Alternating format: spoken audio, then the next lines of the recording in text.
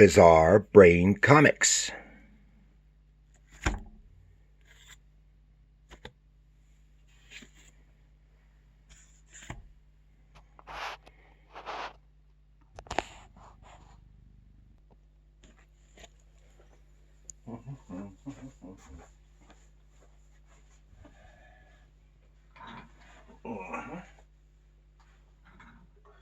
Hello.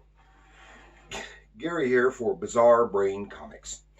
It's where I like to take a look at some old comics and talk about the creators, the stories, the art. Normally, this time we're going to do something just a little bit different, but it is related. Today I want to talk about big little books. Now, what that means is it's a big little book. And they aren't published anymore. But here are a couple of examples. Right here. You can see they're smallish, but they're rather thick. And they're illustrated. And I want to, well, let's talk about it right here. Keep this a little short. Okay, big little books. In 1932, Whitman Publishing first published big little books. They were small, thick books for children. Small but thick books for children with an illustrated page opposite each page of text. Other publishers also adopted this format after early Whitman titles were successful. And at that time, we're only priced at about 10 or 15 cents. The first big little book published in 1932 was The Adventures of Dick Tracy. Okay, this original series ran through the 60s, while other publishers continued through the 70s. The types of stories told were mostly those already tested in other media, such as comic strips, comic books, or comic book characters, radio and TV shows, movies, and even some of famous people, such as Billy the Kid and Jackie Cooper. A few of the successful characters featured were Alley Oop. It's a comic strip caveman, in case you don't know. Buck Rogers, Lowell Abner, Mickey Mouse, and Tarzan.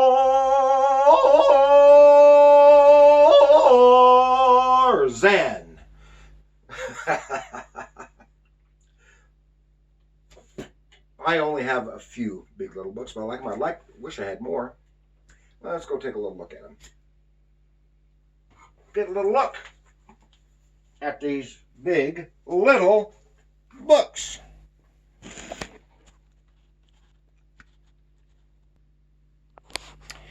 Okay, and here we see some examples of some of the big little books and the similar publications, the copy publications.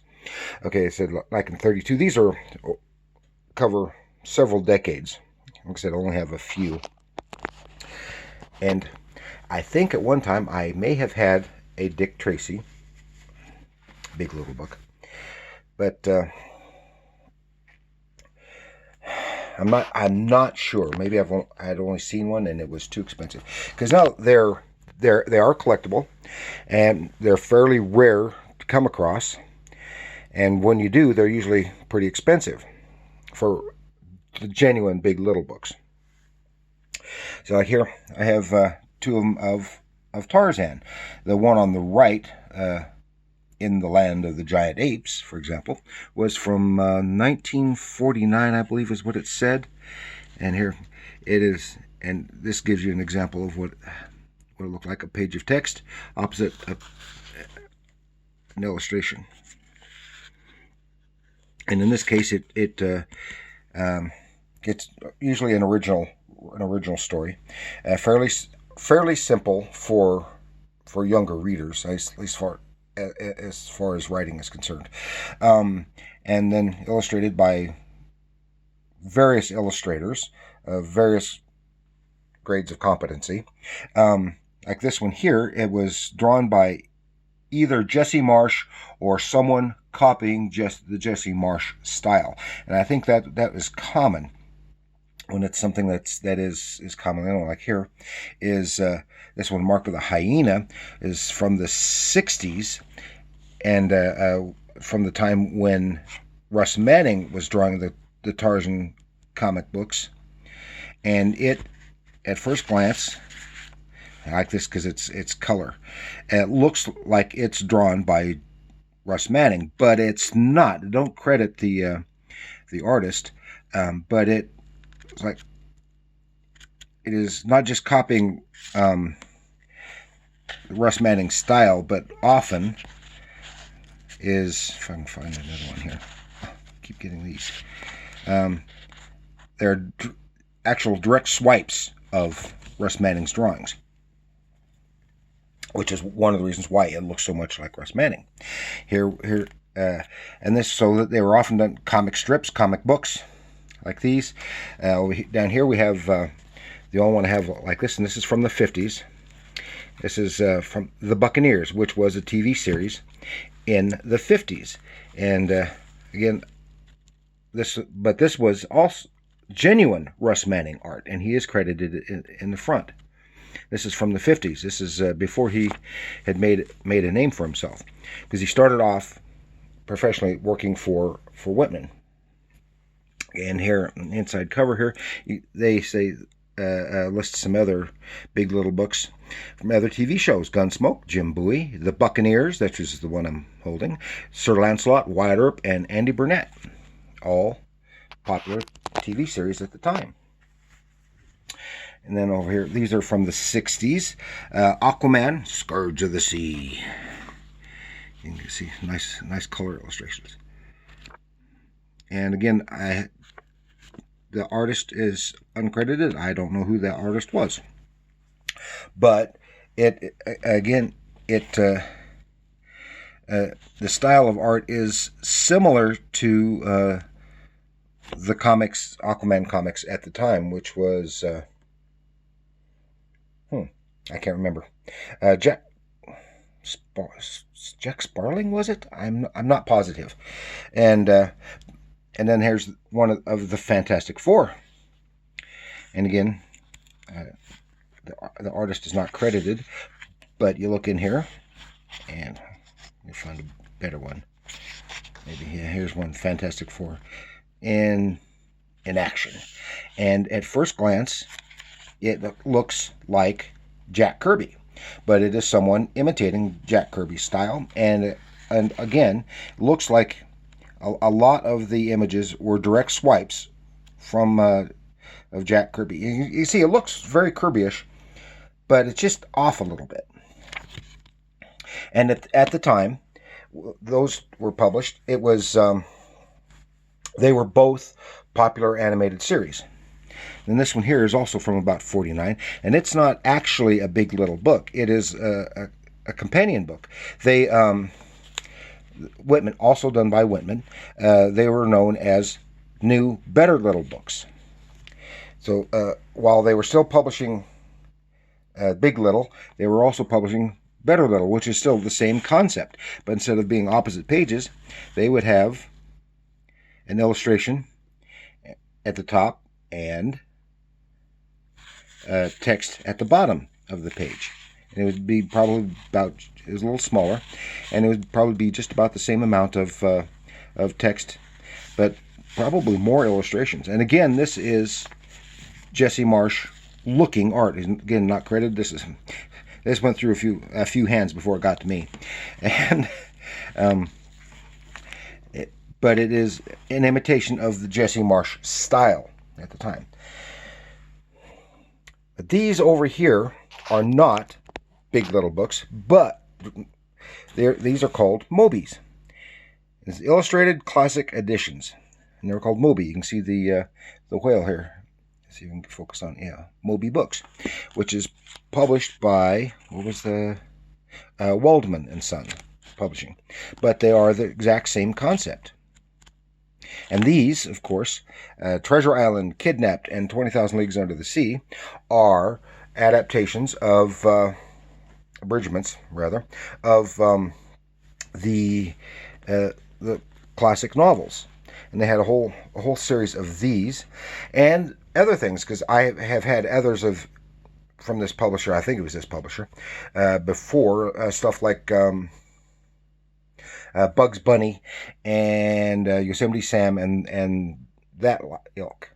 And there were undoubtedly others. There's so many others, and this is just a tiny fraction of what these publishers published and are collectively known as Big Little Books, even though the actual Big Little Book name was from a specific, where is it?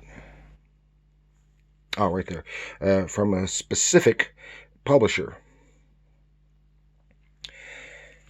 But as I said, other publishers copied the same format.